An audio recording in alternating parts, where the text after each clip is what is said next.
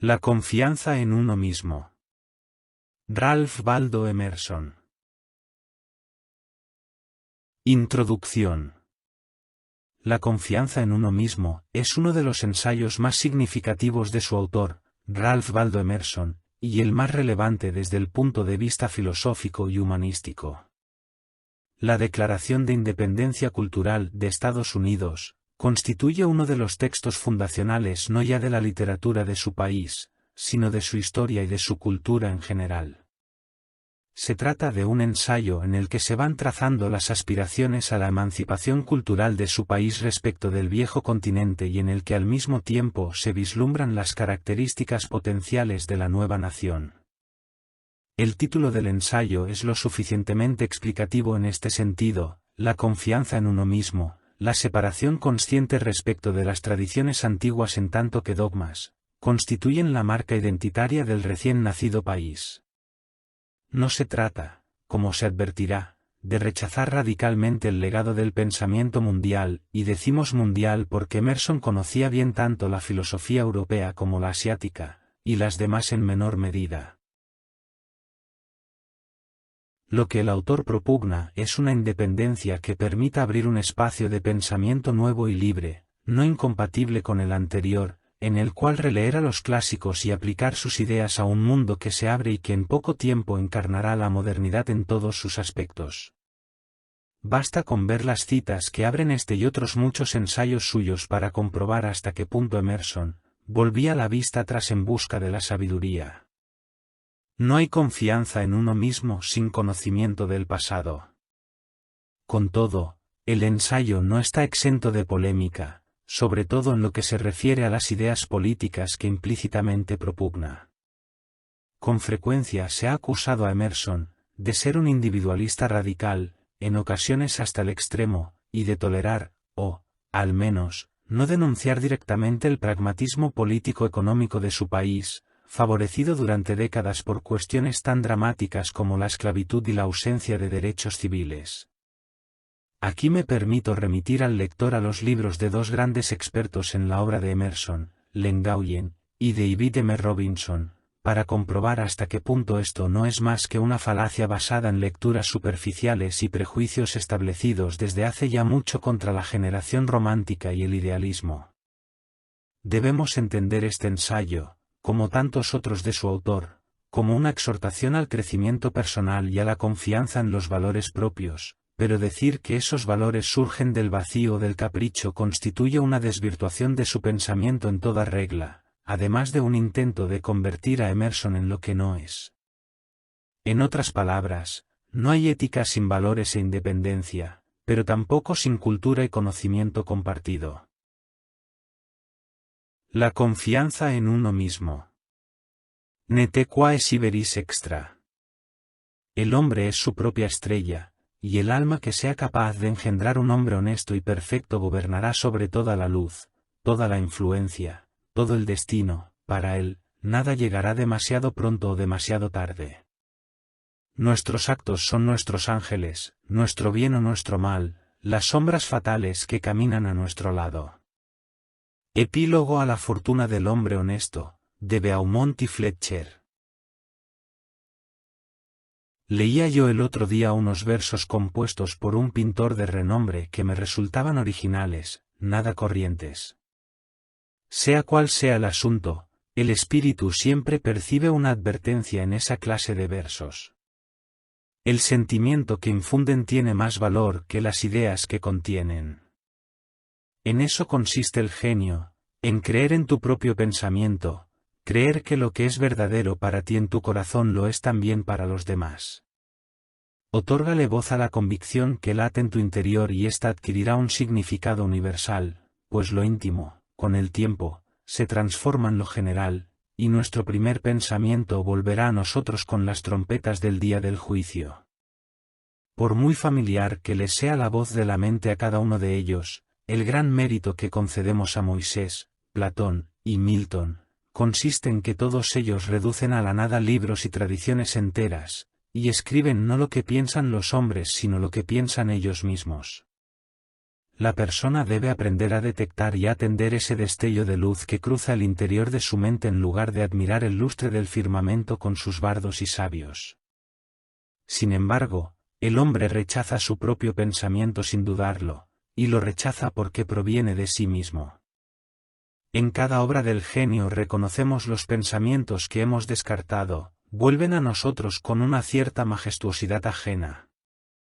Esta es la lección que nos enseñan las grandes obras de arte. Nos muestran cómo obedecer a nuestra impresión natural, y siempre con una inflexibilidad jovial, en aquellos momentos en que se nos llama desde la otra orilla. Si no es así, mañana alguien dirá con gran sentido común lo que nosotros pensábamos y sentíamos desde siempre, y por ello nos veremos obligados, no sin vergüenza, a adoptar de otro lo que era ya opinión nuestra. En la educación de todo individuo hay un momento en que éste llega a la convicción de que la envidia es ignorancia, que la imitación es un suicidio, y que, para bien o para mal, debe tomarse a sí mismo como vara de medir. Llega un punto en que, por muy rebosante que esté la tierra de bondad, no obtiene un solo cereal si no es aplicando sus herramientas a la porción de suelo que se le ha encomendado sembrar. El poder que entonces surge en él es algo nuevo dentro de la naturaleza, él es el único que sabe qué puede hacer, aunque no estará seguro hasta que lo haya intentado. No en vano ciertos rostros, personajes o hechos le dejan una profunda huella mientras que otros le resultan indiferentes. Este arte de la escultura de la memoria tiene una armonía preestablecida. El ojo se coloca allí donde va a caer un rayo de luz para que pueda ser testigo de ello. Nosotros apenas expresamos la mitad de lo que somos y nos avergüenza la idea divina que cada uno representa. Podemos confiar con prudencia y buenos augurios en que sea impartida de manera sincera, pero Dios no dejará que un cobarde enseñe su obra.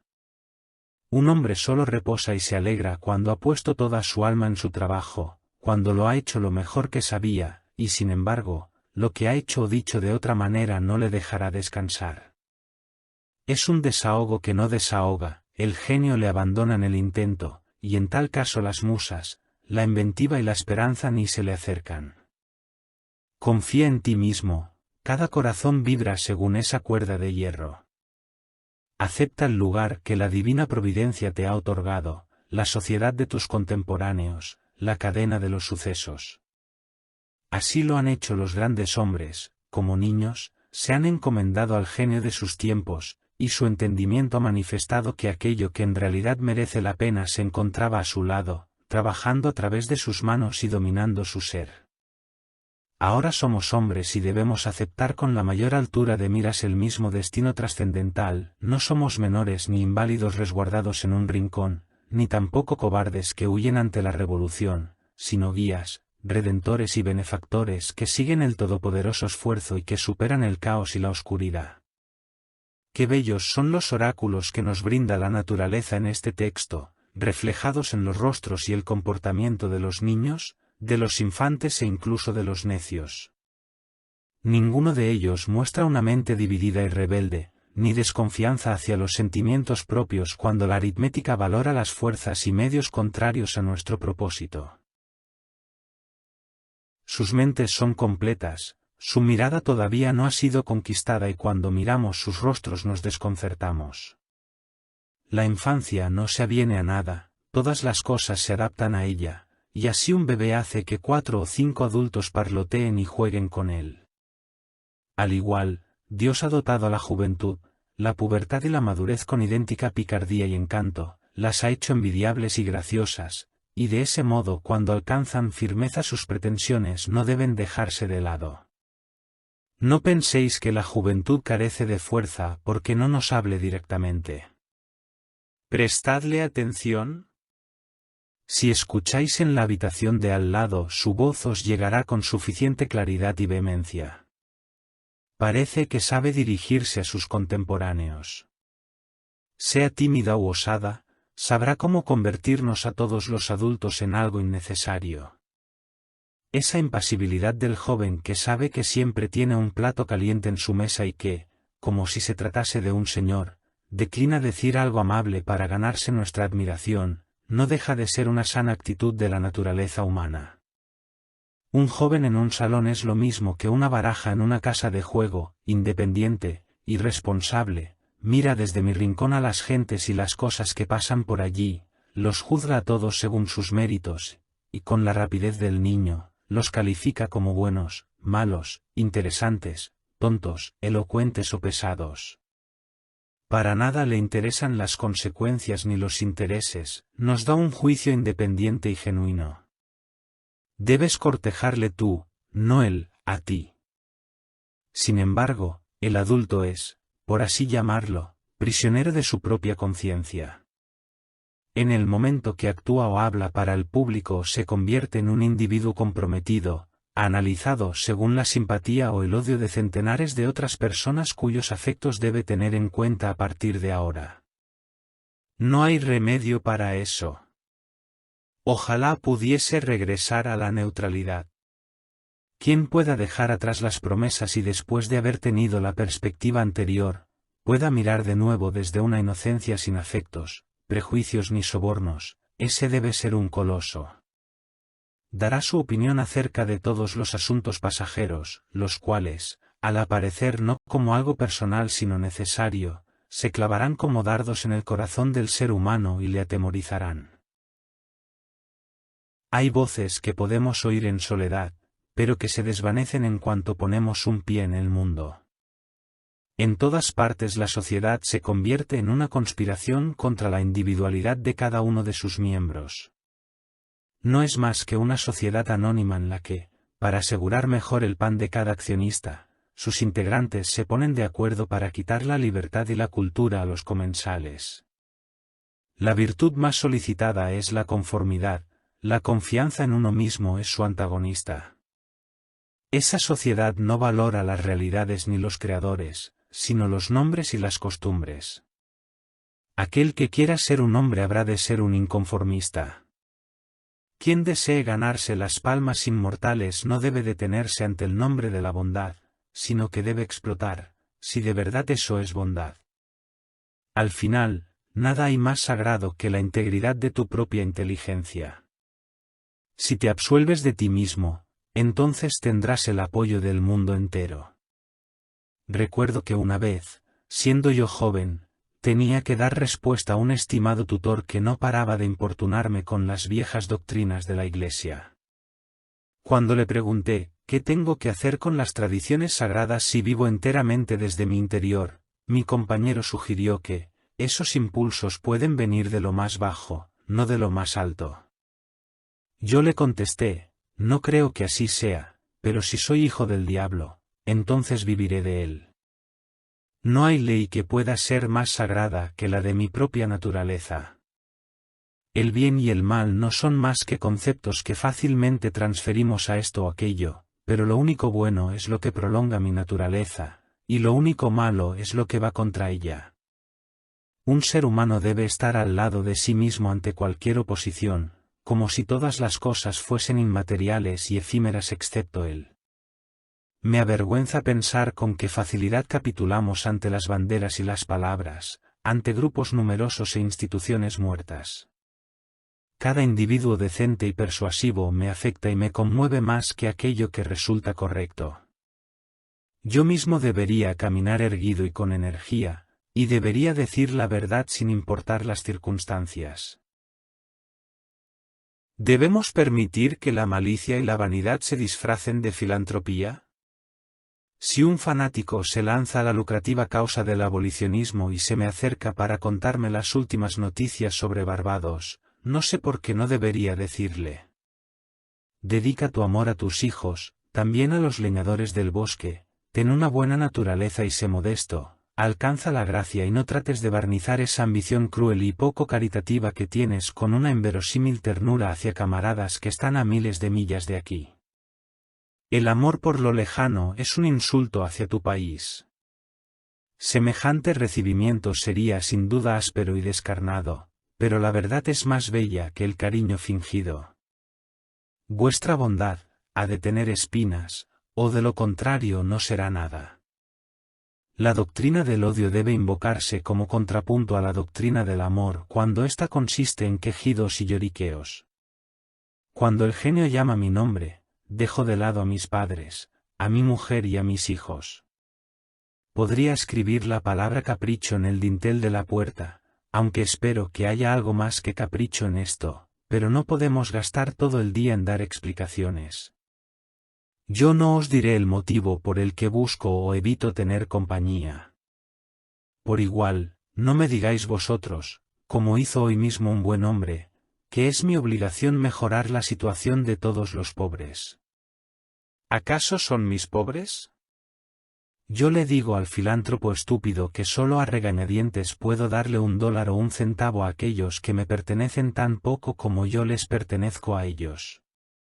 Si existe una clase de personas a las que me vendo, y a las que compro, por afinidad espiritual. Si fuese necesario, iría a la cárcel por ellas.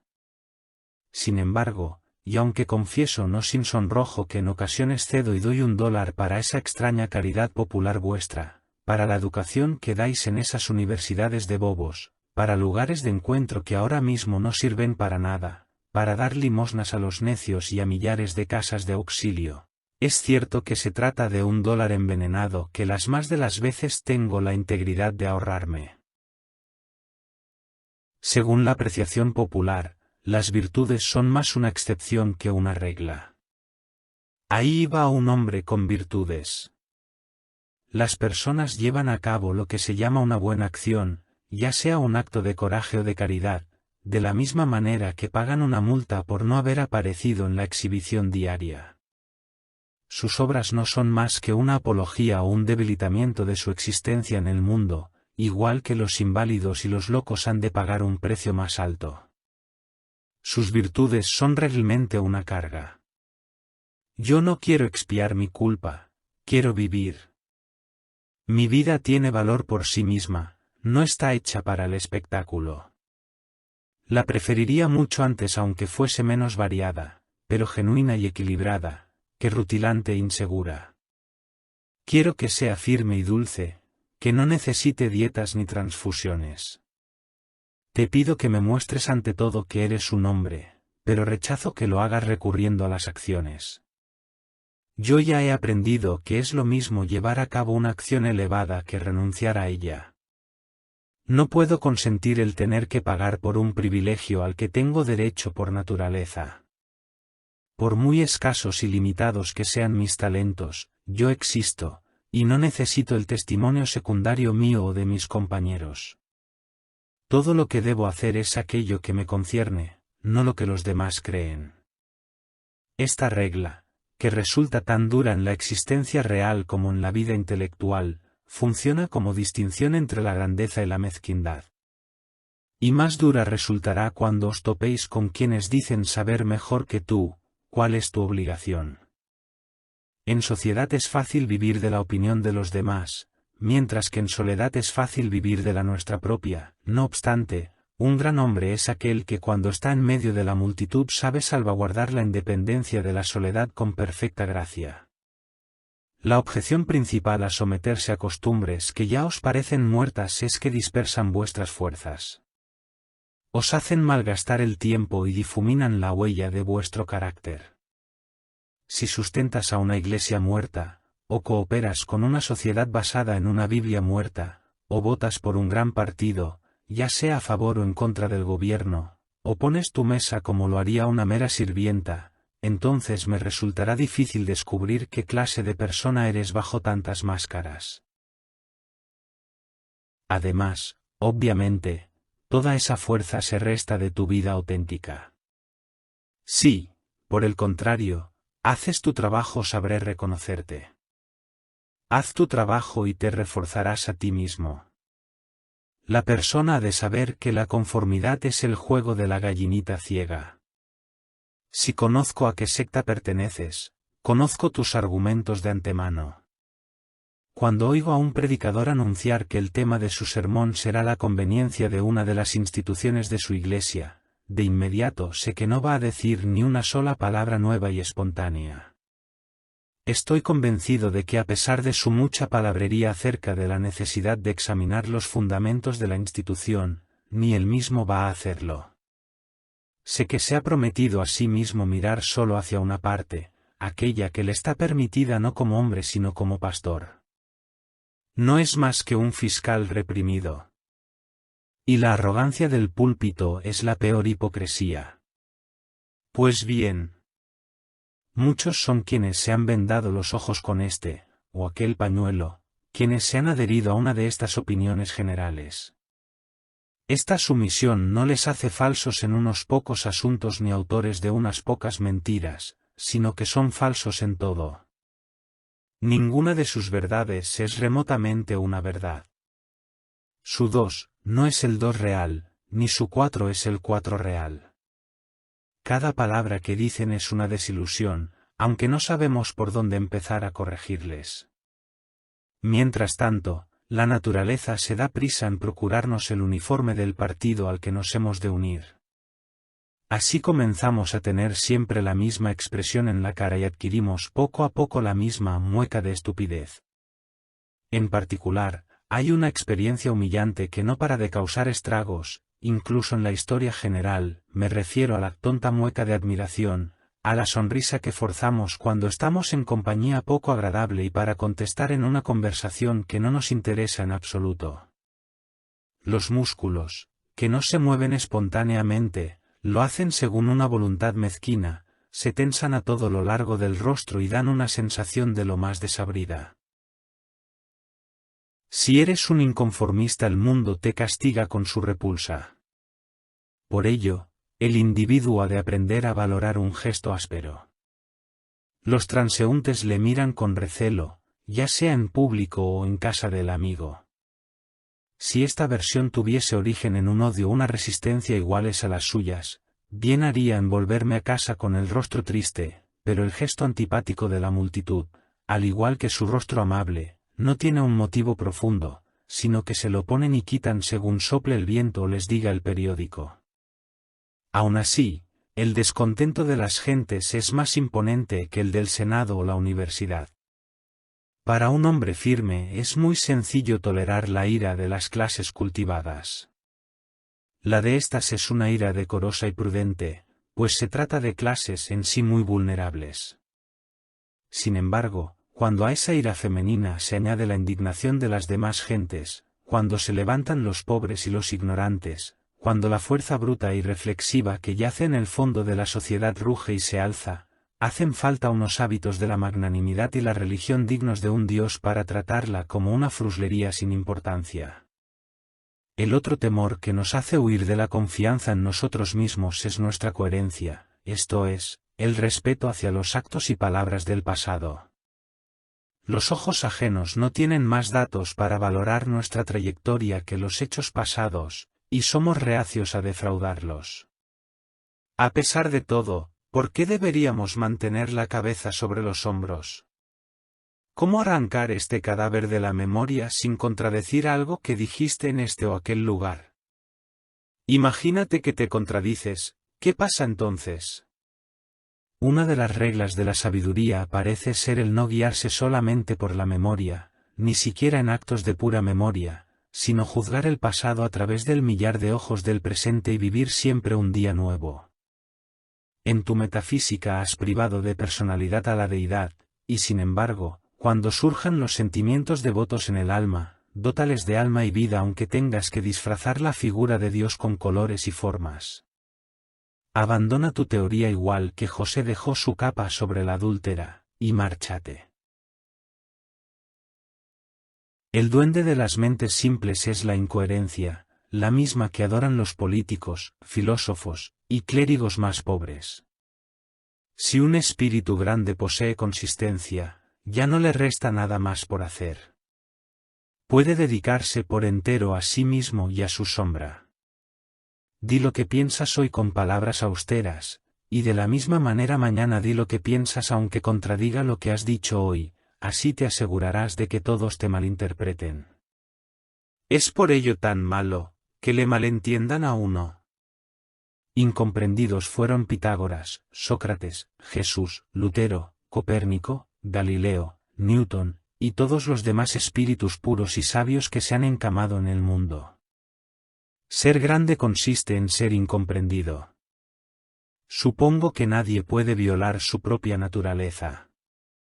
Todas las efusiones de su voluntad están cercadas por la ley de mi ser, del mismo modo que los salientes de los Andes y el Himalaya resultan insignificantes en la curva general del globo. Tampoco importa demasiado cómo calibras o pones a prueba al individuo. Una personalidad es como unas siglas o como un verso palíndromo, significa lo mismo ya lo leas hacia adelante o hacia atrás. En esta existencia deliciosa y retirada que Dios me ha concedido me permito ir anotando mis humildes pensamientos día tras día sin mirar hacia adelante o hacia atrás, y no me cabe duda de que todos ellos son simétricos aunque yo ni los vea ni los quiera así. Mi obra ha de tener el aroma de los pinos y el zumbido de los insectos. Las golondrinas que sobrevuelan mi tejado deben enganchar en mi propia red los hilos o pajitas que llevan en el pico. Pasamos por aquello que somos. El carácter educa por encima de la voluntad. El ser humano piensa que puede comunicar sus virtudes o sus vicios solamente mediante acciones abiertas, y es incapaz de darse cuenta de que la virtud y el vicio en todo momento respiran por sí solos. Siempre habrá acuerdo acerca de cualquier variedad de acciones cuando éstas sean honestas y naturales en su momento. Es así porque de una sola voluntad emanan acciones en armonía, por muy distintas que parezcan entre sí. Sus diferencias se pierden al mirarlas desde cierta distancia, desde una forma de pensar más alta. Una sola tendencia las une a todas. Los mejores barcos navegan en una línea en zigzag producto de 1000 virajes, pero si se mira desde la distancia, la línea se endereza. Una acción genuina vuestra no solo se explicará a sí misma, sino también a las demás de su clase. Por el contrario, vuestra conformidad no explica nada. Actuad de manera individual y todo lo que hayáis hecho de ese modo os justificará. La grandeza llama al futuro. Si hoy puedo ser lo suficientemente fuerte para actuar correctamente y burlarme de las miradas de los otros, es porque ya lo debo haber hecho en el pasado y así puedo defenderme.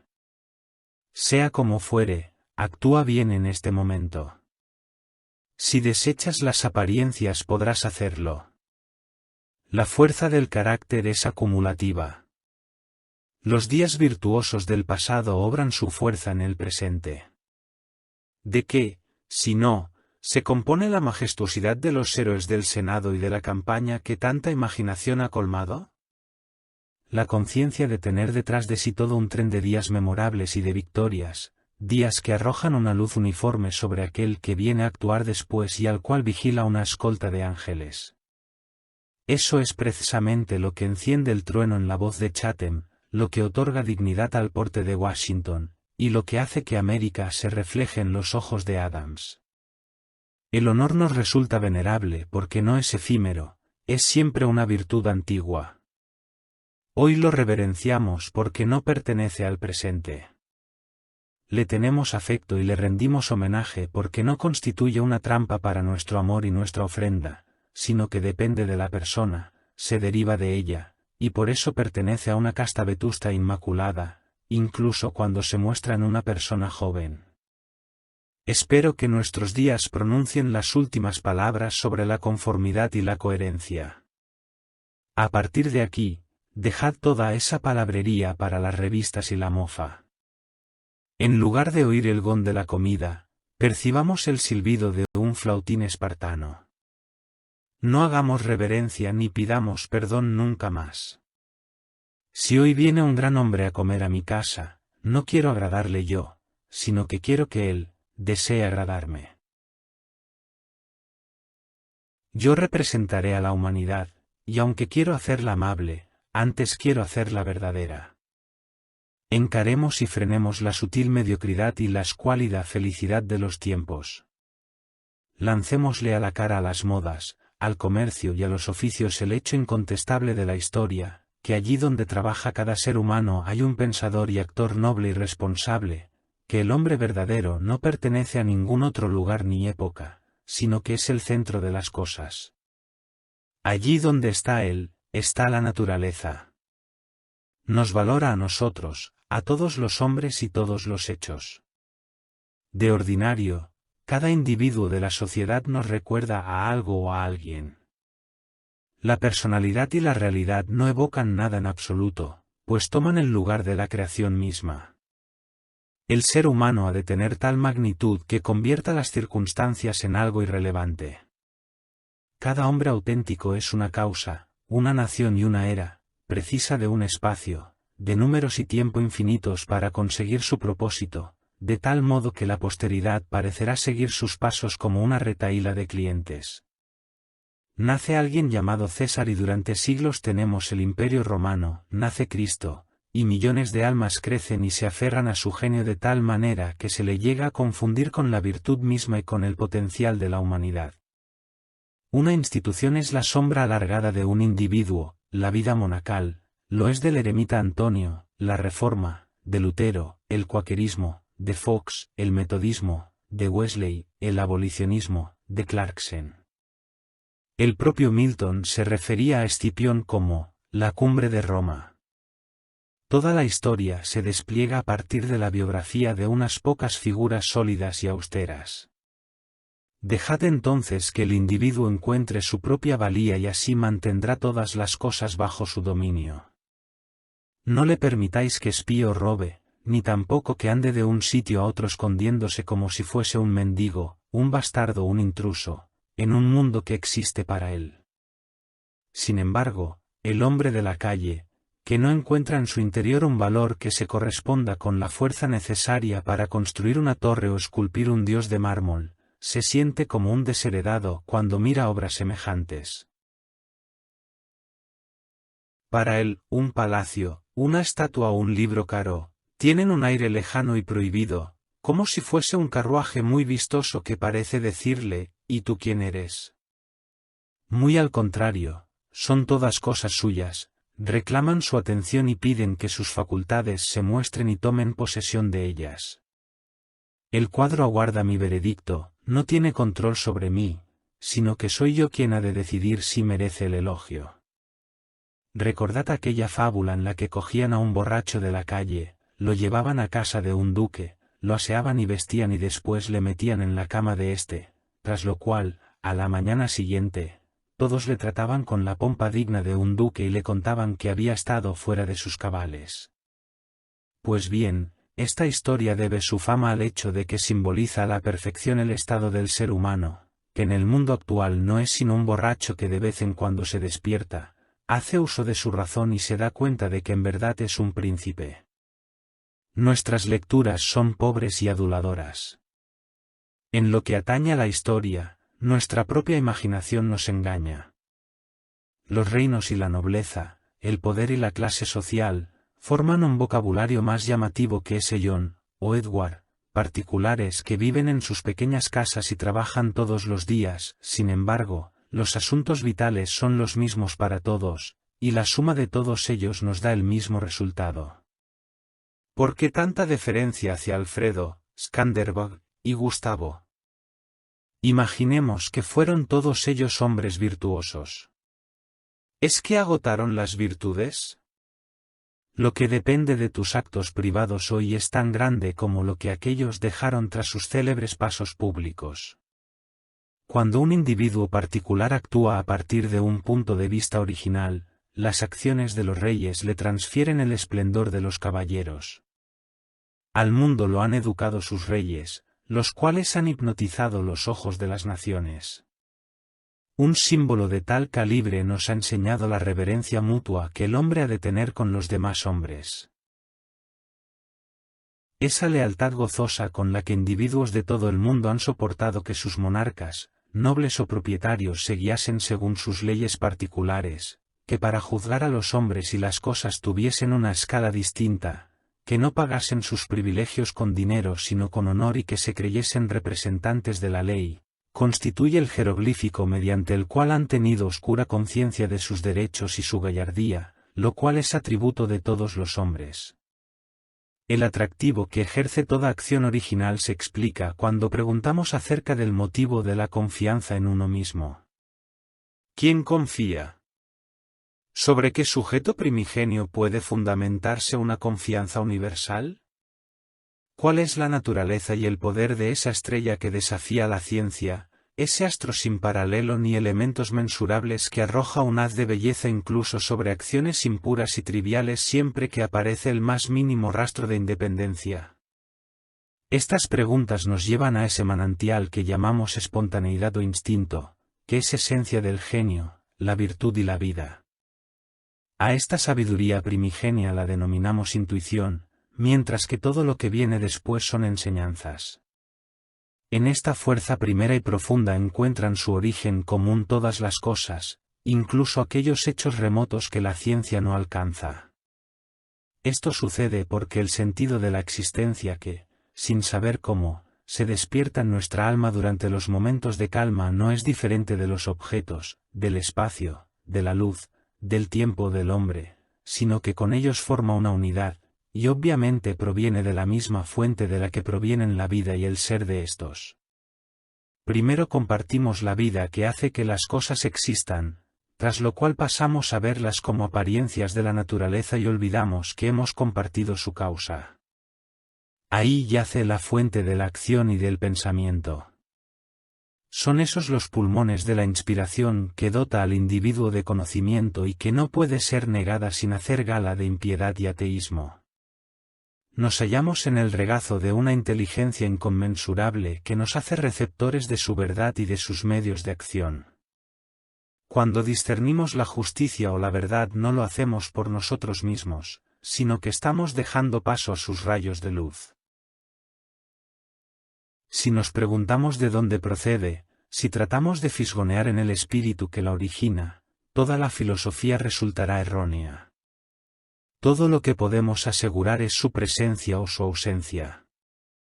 Cada persona distingue los actos voluntarios de su mente de sus percepciones involuntarias, y sabe que debe tener una fe inquebrantable en las segundas. Podrá equivocarse en su expresión, pero sabe que éstas son de tal manera y no admiten discusión, como el día y la noche. Mis acciones voluntarias y mis hallazgos son pasajeros, por el contrario, es el sueño más espontáneo, la emoción más simple y vaga quienes guían mi curiosidad y mi respeto. La gente atolondrada es la que contradice con la misma facilidad sus percepciones y sus opiniones, pues no distinguen entre ambas. Se imaginan que soy yo quien elige percibir esto o aquello. Antes bien, la percepción no es caprichosa, sino obligatoria. Si yo veo un rasgo distintivo, después también mi hijo lo verá, con el paso del tiempo, lo hará la humanidad entera, a pesar de que nadie lo haya visto antes que yo. Mi percepción es un hecho tanto como lo es el sol. Las relaciones entre el alma y el espíritu divino son tan puras que constituye una profanación el tratar de interponer entre ellas ayuda de especie alguna. Cuando Dios se dirige a nosotros debe comunicarse, debe decir no una cosa sino todas, debe llenar el mundo con su voz, y debe esparcir la luz, la naturaleza. El tiempo y las almas desde el corazón del pensamiento actual, para así dar al mundo un tiempo y una creación nuevas. Allí donde hay una mente simple que recibe la sabiduría divina, los asuntos viejos se desvanecen, caen medios, maestros, textos y templos. Allí vive el ahora, y absorbe el pasado y el futuro en el momento actual. Todas las cosas que se relacionan con ella, sean de la naturaleza que sean, se tornan sagradas. La causa de las cosas disuelve a éstas, y los milagros particulares desaparecen en un milagro universal.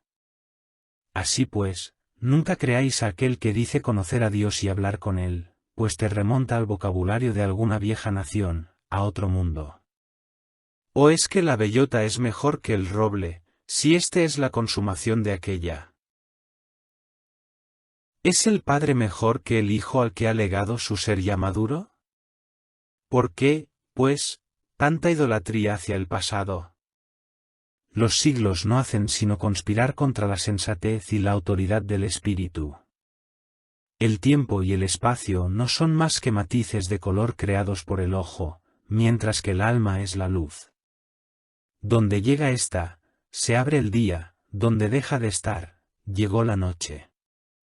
Y en todo ello la historia no es más que una impertinencia y un agravio, y eso admitiendo que es algo más que una jubilosa apología o una parábola de mi ser y mi devenir.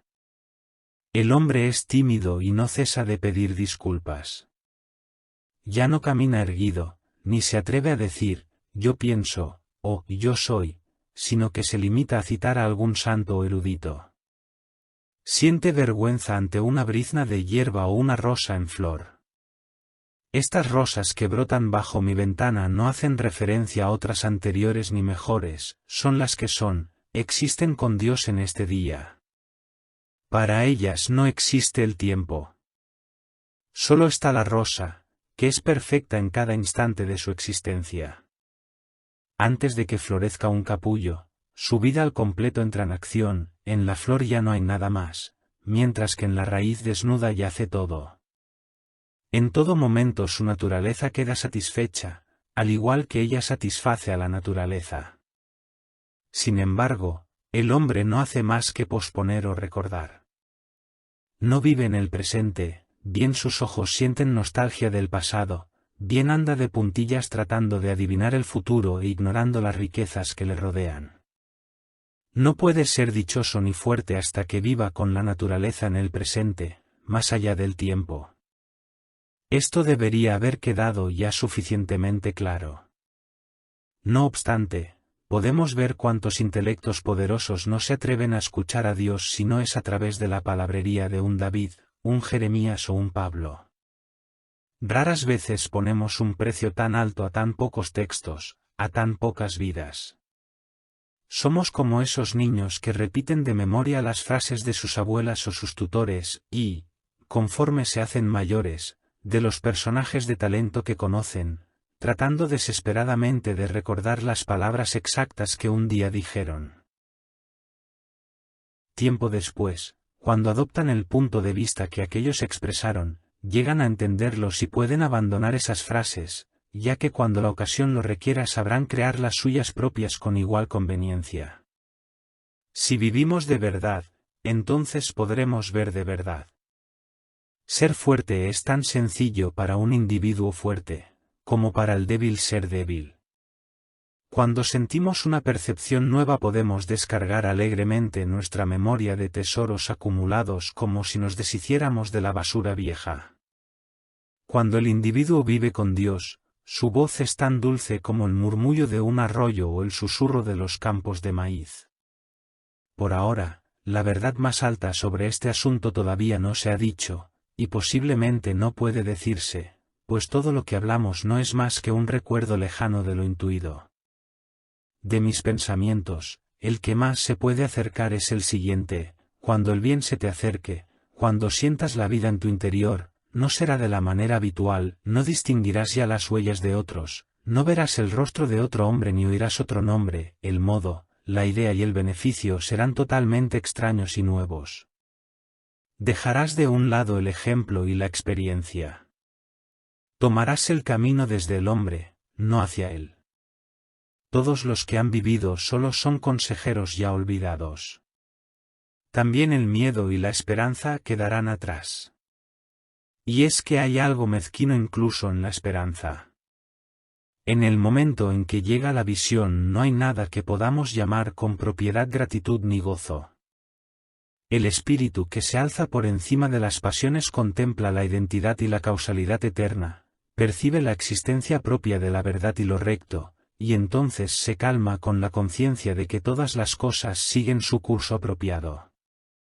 Los vastos espacios naturales, el océano Atlántico, los mares del sur, los grandes periodos de tiempo, años, siglos, todo eso deja de contar.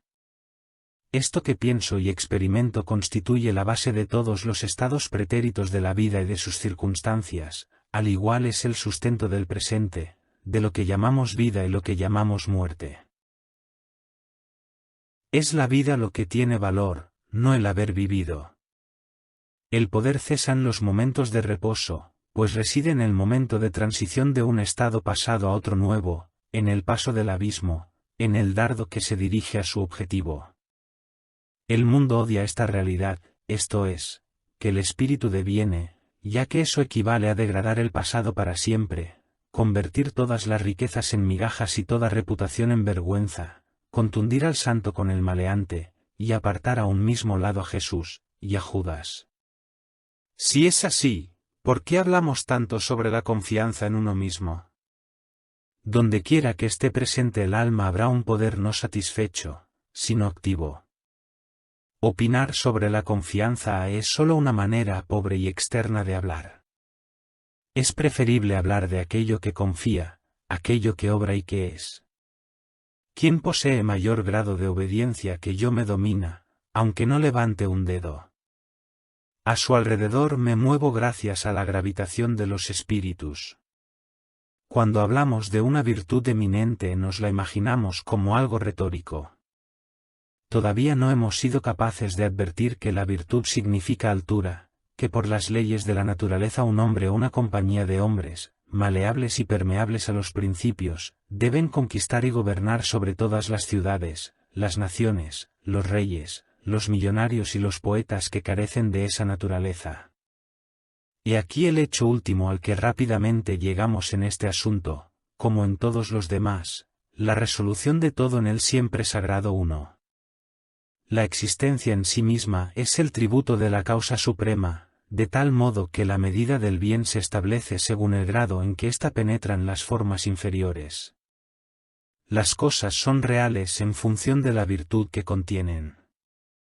El comercio, el matrimonio, la caza de animales o de ballenas, la guerra, la elocuencia, la influencia que Tino ejerce, todos ellos son algo, y merecen mi respeto como ejemplos de la presencia y la acción impura de aquella. Puedo ver cómo en la naturaleza esa misma ley obra su influencia sobre la conservación y el desarrollo. En la naturaleza el poder es la medida esencial de lo correcto. Ella no permite en su reino nada que no se ayude a sí mismo.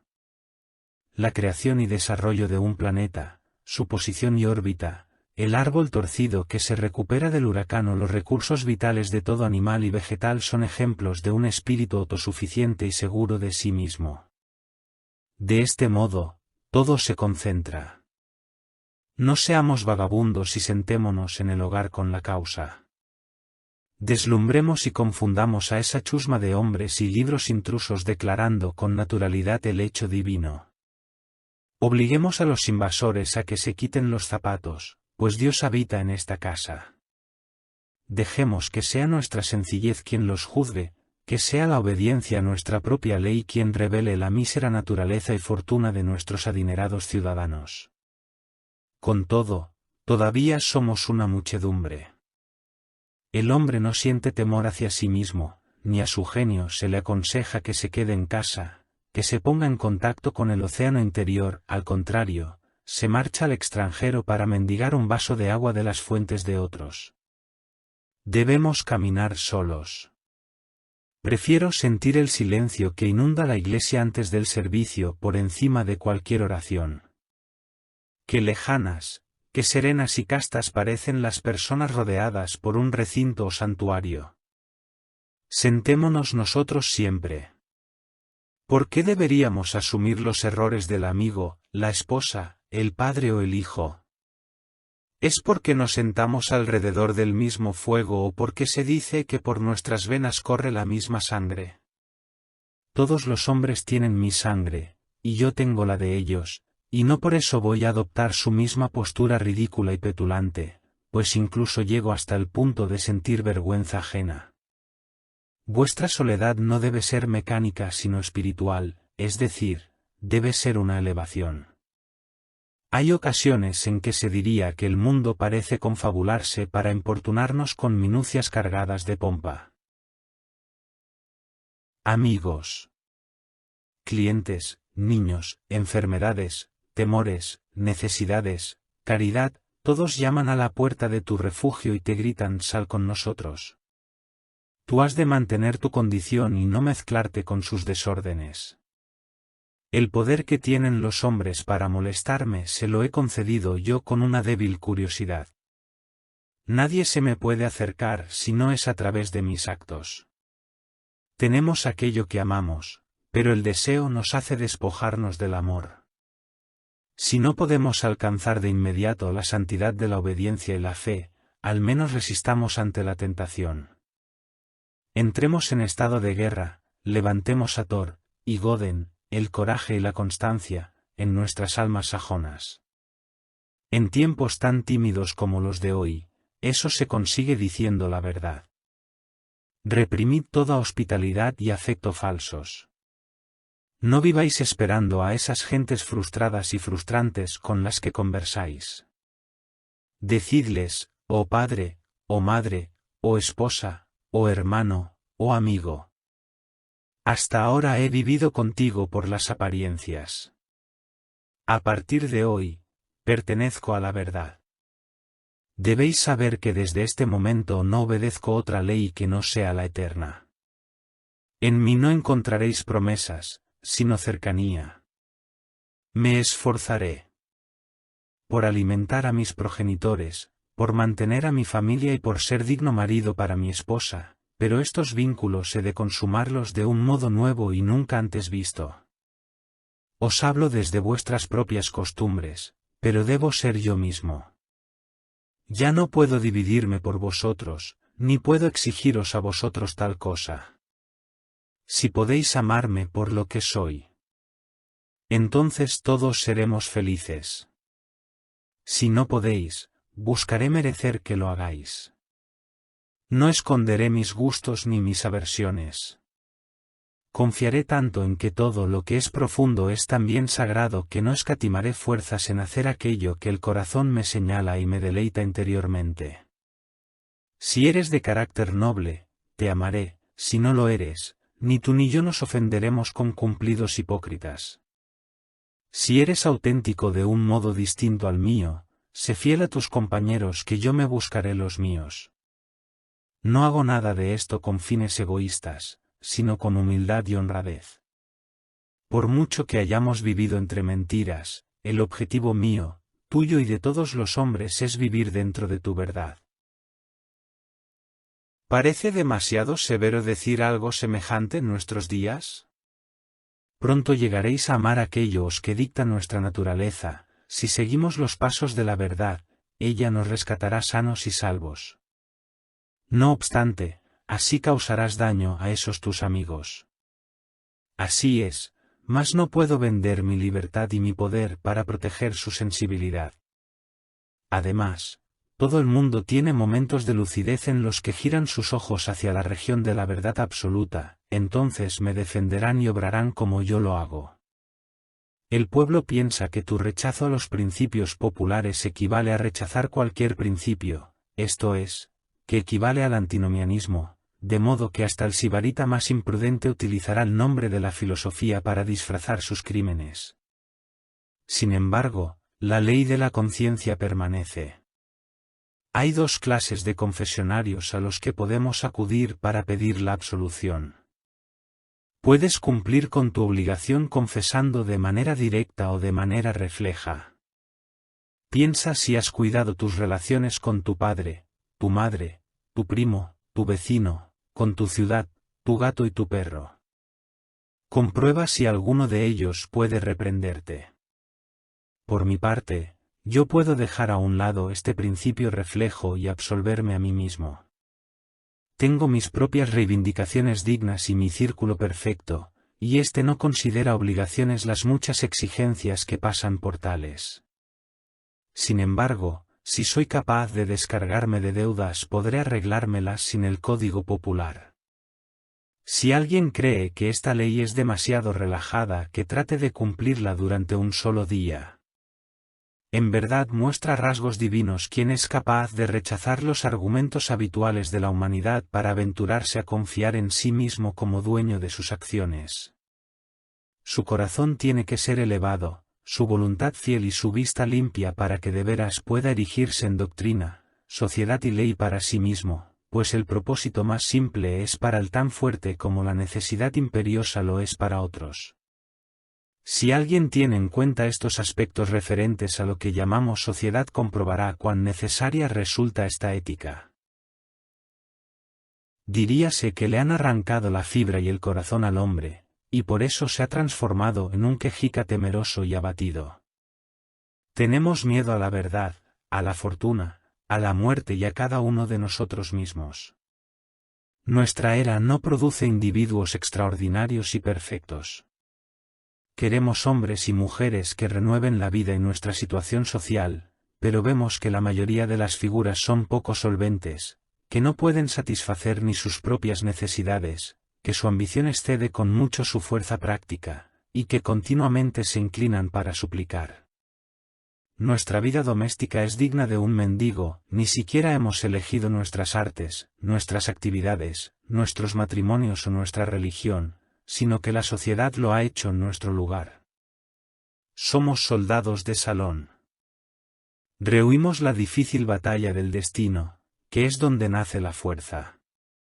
Si nuestros jóvenes fracasan en sus primeras labores, perderán la esperanza. Si un joven mercante falla, le dicen que está arruinado. Si, transcurrido un año de haberse graduado, el mejor de nuestros cerebros universitarios no consigue que le metan en una oficina de los alrededores de Boston o Nueva York, tanto a él como a sus amigos les parecerá bien justificado que éste se desmoralice y se queje durante el resto de sus días. Cualquier muchacho de New Hampshire o Vermont, con suficiente empuje como para acometer todas las profesiones, para crear un equipo, labrar o vender de puerta en puerta, para mantener una escuela, dar sermones, editar un periódico, ir al Congreso, comprar terrenos públicos, etc., vale tanto como un centenar de esas marionetas de ciudad. Él sí camina hombro con sus tiempos y no siente vergüenza por no estudiar una profesión, ya que no demora su vida, sino que la vive en el momento. No tiene una oportunidad, sino cientos. Deja que un estoico explique los recursos del individuo y les diga a los hombres que no son sauces llorones, sino que pueden y deben ser independientes, que ejercitando la confianza en uno mismo surgirán poderes nuevos, que un hombre es el mundo encarnado, nacido para sanar a los pueblos, que debería avergonzarse de nuestra compasión, y que en el momento que actúa por sí mismo y arroja por la ventana las leyes, los libros, el fanatismo y las costumbres, entonces dejamos de tenerle lástima y pasamos a darle las gracias y a reverenciarle. Ese maestro restaurará el esplendor que corresponde a la vida del hombre y hará que toda la historia admire su nombre. No resulta difícil comprobar que una firme confianza en uno mismo ha de provocar una revolución en todas las funciones y vínculos del individuo, en su religión, su educación, sus ambiciones, su modo de vida, sus alianzas, sus propiedades y sus reflexiones. 1. ¿A qué oraciones se entregan los hombres? Eso que llaman oficio sagrado tiene poco de valiente y de varonil. La oración mira hacia afuera y reclama que una virtud ajena aporte un complemento también ajeno, y para ello se pierde en un embrollo infinito acerca de lo natural y lo sobrenatural, lo meditativo y lo milagroso. Un rezo que implora una comodidad particular, cualquier cosa que no sea el bien universal, está corrompido. La oración es la mirada sobre los hechos vitales desde el punto de vista más alto. Es el soliloquio de un espíritu contemplativo y jubiloso. Es el espíritu de un Dios que aprueba su propia obra. Sin embargo, cuando la plegaria tiene como objetivo un fin privado se transforma en una mezquindad y un robo, ya que supone una dualidad, y no una unidad, en la naturaleza y en la conciencia. En cuanto el individuo se une a Dios deja de mendigar. En ese momento es capaz de ver una oración en todas las acciones. La del campesino que se arrodilla en el campo para quitar la mala hierba, o la del remero que también se arrodilla a la llamada de su timonel, son plegarias de verdad que se puede escuchar a lo largo y ancho de toda la naturaleza, si bien en este caso buscan objetivos sencillos. En la obra Bonduca, de Fletcher, cuando al personaje de Catarach le advierten que debe conocer los pensamientos del dios Ándate, responde: Su significado oculto yace en nuestros esfuerzos, nuestros valores son los mejores dioses. Nuestros lamentos son otro tipo de plegarias falsas. El descontento es la carencia de confianza en uno mismo, una enfermedad de la voluntad. Lamentad las calamidades si con ello podéis ayudar a quien las sufre, si no es así, aplicaos a vuestra tarea y con ello comenzará a repararse el mal. Nuestra compasión es tan mezquina como el lamento. Acudimos a quienes lloran por tonterías, nos sentamos a su lado y lloramos para acompañarlos, en lugar de mostrarles la verdad y la salud con descargas eléctricas que les pongan de nuevo en comunicación con su propio sentido común. El secreto de la fortuna está en la alegría de nuestras manos. Dioses y hombres dan la bienvenida a todo aquel que se ayuda a sí mismo. Para él, todas las puertas están abiertas, todas las voces le saludan, todos los honores le coronan y todas las miradas le siguen con deseo. A él, va nuestro amor y lo abraza, precisamente porque no lo necesita. Le tocamos y recibimos con ansia y precaución porque decidió seguir su camino e ignorar nuestras críticas. Los dioses le aman porque los hombres le odian. Los benditos inmortales, decía Zoroastro, socorren a aquel que persevera. Al igual que las oraciones de los hombres son una enfermedad de la voluntad, los credos lo son del intelecto. Dicen lo mismo que aquellos bobos israelitas, que no sea Dios quien nos hable, que si no moriremos. Habla tú, o que hable cualquiera de los nuestros, y le obedeceremos. No hay lugar donde no me resulte imposible encontrar a Dios en mi hermano, pues éste ha cerrado ya las puertas de su propio templo y se limita a recitar las fábulas del Dios de su hermano, o del Dios del hermano de su hermano. Una mente nueva es una nueva clasificación.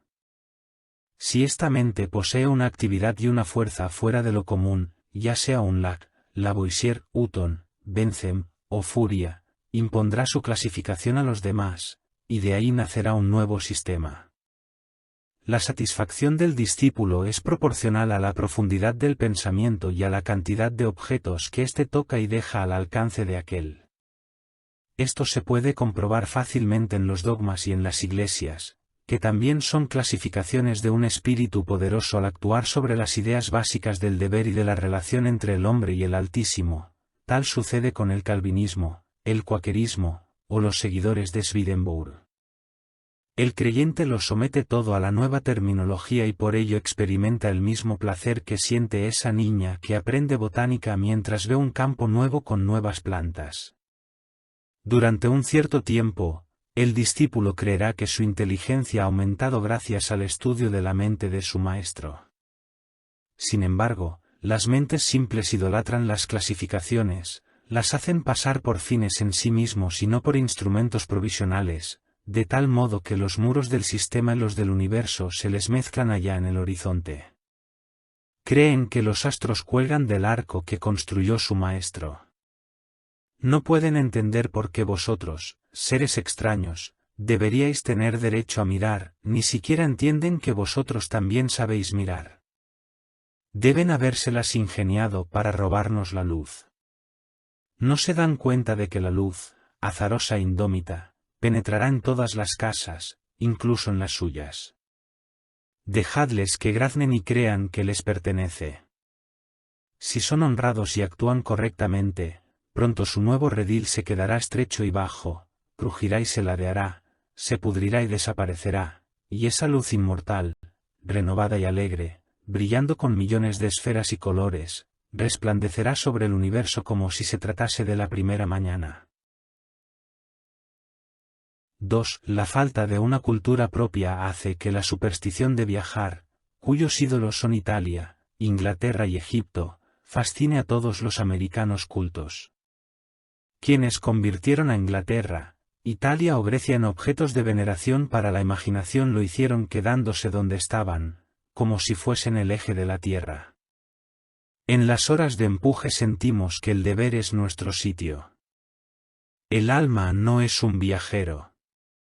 El hombre sabio se queda en casa, y cuando las necesidades o el deber le llaman a salir de ella o a viajar a tierras extrañas, su semblante dice a los hombres que viene como misionero del conocimiento y de la virtud, y por ello visita ciudades y gentes en calidad de rey, no como intruso o como ayuda de cámara. No voy a poner objeciones a la navegación alrededor del globo mientras ésta sirva a los propósitos del arte, del estudio y de la benevolencia, pues con ella primero se puede adiestrar al individuo, o conseguir que no se marche al extranjero con la esperanza de hallar algo más grande que lo que ya conoce.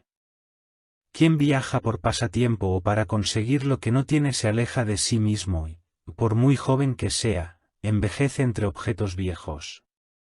Sea en Tebas o en Palmira, su voluntad y su mente se hacen viejas y se dilapidan tanto como las ciudades mismas. Lleva ruinas a las ruinas. Viajar es el paraíso de los ingenuos. Nuestros primeros viajes sirven para descubrir cuán poco diferentes son los lugares.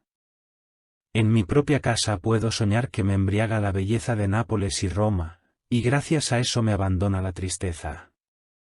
Hago las maletas, me despido de los amigos, me embarco y amanezco en Nápoles, pero no he dejado atrás la cruda realidad, junto a mí está el mismo sujeto triste e intranquilo del que pretendía huir. Busco el Vaticano y los palacios. Intento que me embelesen sus vistas y evocaciones, pero no es así. Mi coloso va donde quiera que voy yo. 3. Con todo, el furor por los viajes es síntoma de una debilidad mayor que afecta a toda la actividad intelectual. El intelecto es un vagabundo, pero es nuestro sistema educativo quien estimula la impaciencia. Nuestra mente viaja mientras nuestros cuerpos han de permanecer en casa. Nos conformamos con imitar, pero, ¿qué es la imitación sino el viaje de la mente? Nuestras casas se construyen según el gusto extranjero, nuestras estanterías se adornan con ornamentos extraños y nuestros gustos, opiniones y facultades se inclinan hacia el pasado y lo distante. Allí donde florecieron las artes fue porque el alma las creó. El artista solo tuvo que buscar modelos en su propia mente. Fue una aplicación de su pensamiento a la cosa que había que hacer y a las condiciones que había que cumplir. ¿Por qué habría de copiar los modelos dórico o gótico?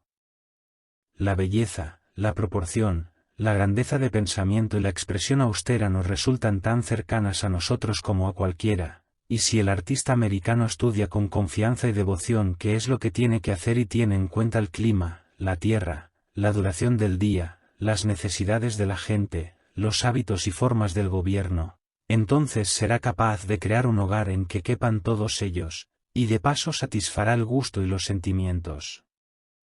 Insiste en ti mismo, no imites jamás. En todo momento puedes presentar tu talento con la fuerza acumulada que otorga la labor de una vida, por el contrario, el talento que se adopta de otros solo se posee de manera extemporánea e incompleta. Solo el hacedor puede decir lo que uno sabe hacer mejor. Nadie sabe qué es hasta que él se lo muestre. Si no, ¿dónde está el maestro que pudo enseñar a Shakespeare?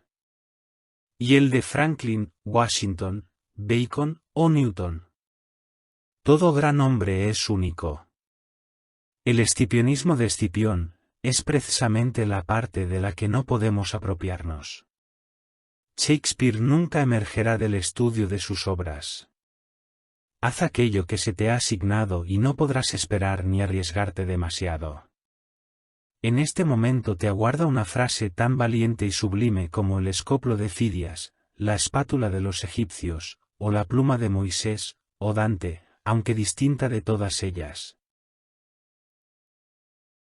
No parece probable que un espíritu tan fértil y elocuente y con tantas voces distintas se digne a repetirte las cosas.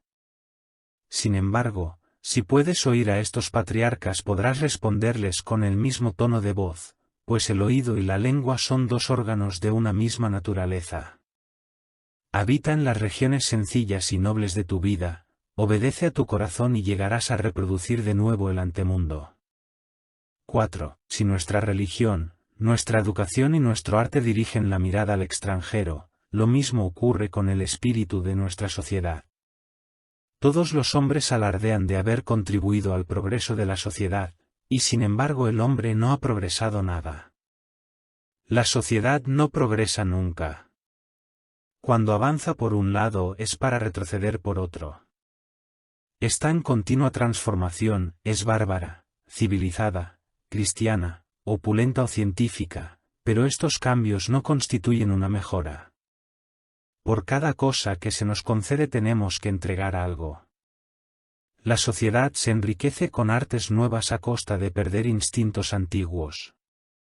Qué contraste entre, por una parte, el americano bien vestido que lee, escribe y piensa y lleva en su bolsillo un reloj, un lápiz y una letra de cambio, y, por otra, el nativo desnudo de Nueva Zelanda cuyas posesiones se reducen a un garrote, una lanza, una esterilla y un rincón en la choza común para pasar la noche. No obstante, si comparáis la salud de ambos veréis que el hombre blanco ha perdido su vigor primitivo. Si es cierto lo que dicen los viajeros, golpead con un hacha a un salvaje y observaréis que sus heridas se cierran en 1 o 2 días, como si hubieseis descargado sobre una resina blanda, mientras que un golpe semejante llevará al hombre blanco directamente a la tumba. El hombre civilizado construye carruajes, pero ha abandonado el uso de los pies. Podrá apoyarse en las muletas, pero ha perdido la potencia de los músculos. Lleva un precioso reloj suizo, pero ha olvidado cómo averiguar la hora valiéndose del sol. Podrá encontrar información fiable en su almanaque náutico de Greenwich, pero el hombre de la calle desconoce las estrellas del cielo. No contempla el solsticio, y del equinoccio apenas sabe nada. El radiante calendario del año no tiene indicador en su mente, su agenda debilita su memoria, las bibliotecas son una carga para su ingenio, las casas de seguros hacen que aumente el número de accidentes, y cabe preguntarse si la tecnología no nos estorba demasiado, si con el refinamiento no habremos perdido fuerza, y también algo del empuje de la virtud natural por culpa de un cristianismo atrincherado en sus formas e instituciones. Y es que cada estoico era un estoico, pero, en la cristiandad, ¿dónde está el cristiano? No hay desviación mayor en la ley moral que la que afecta a la altura o el volumen. Hoy día los hombres no son más grandes que los de antes. Puede observarse una extraña igualdad entre los hombres ilustres de la antigüedad y los de ahora. Ni toda la ciencia, ni el arte, ni la religión ni la filosofía del siglo XIX sirven para educar hombres más grandes que los héroes que creó Plutarco 23 o 24 siglos atrás. La casta no progresa con el tiempo. Foción, Sócrates, Anaxágoras y Diógenes fueron personajes de gran estatura, pero no hemos heredado de ellos ninguna clase social.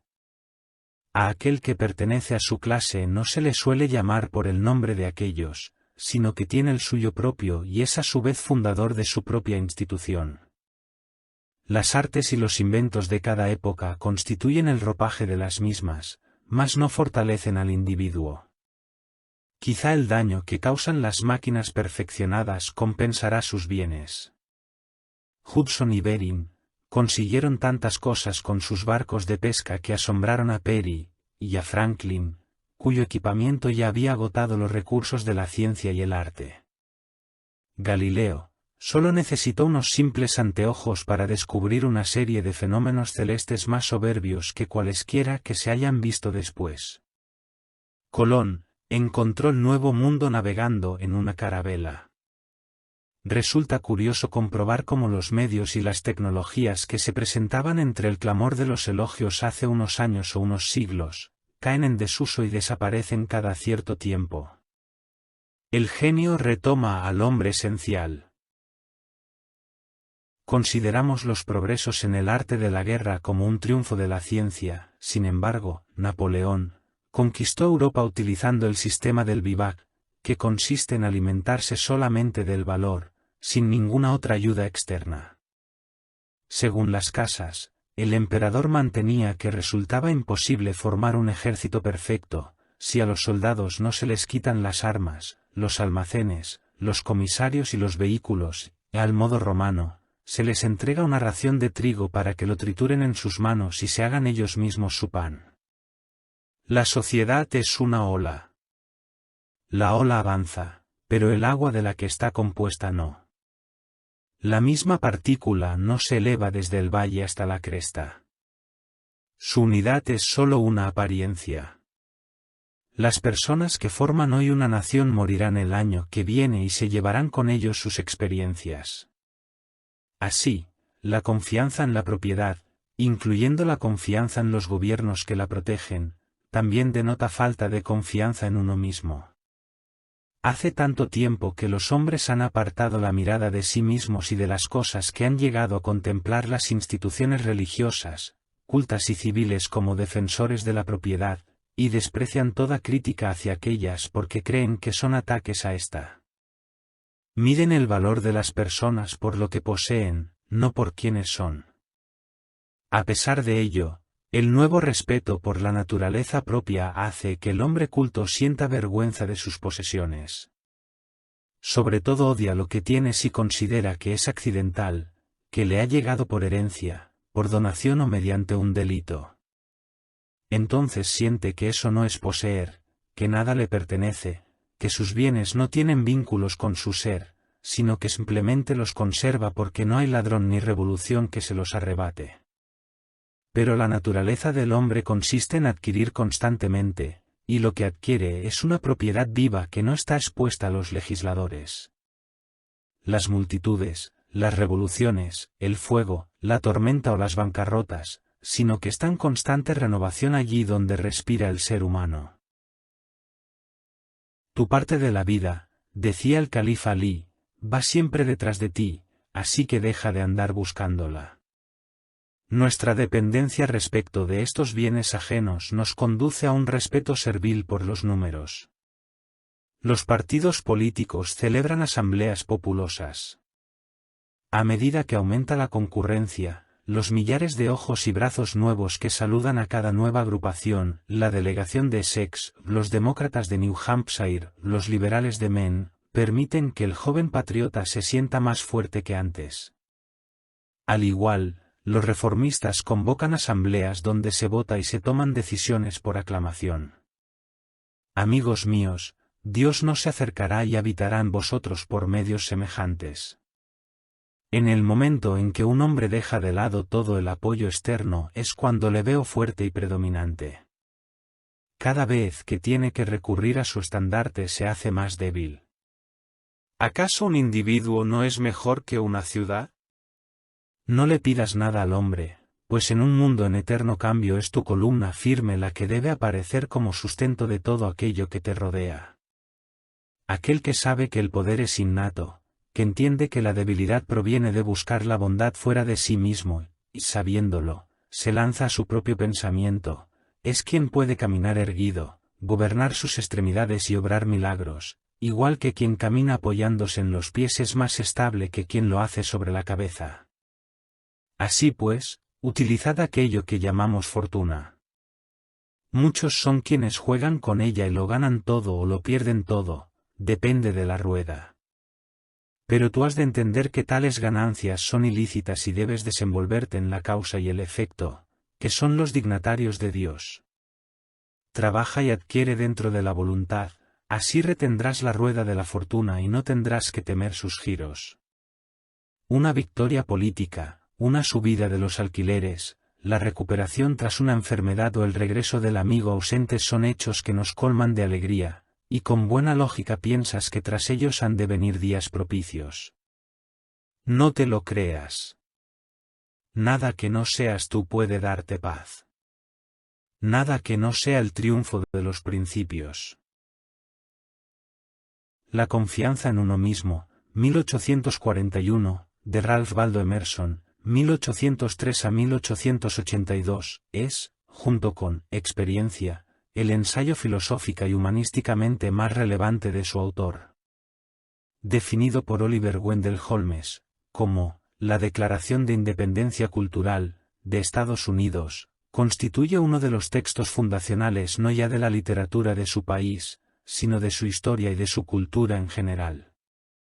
Se trata de un texto de temática fundamentalmente identitaria, en el que se van trazando las aspiraciones a la emancipación cultural de su país respecto del viejo continente y en el que al mismo tiempo se vislumbran las características potenciales de la nueva nación.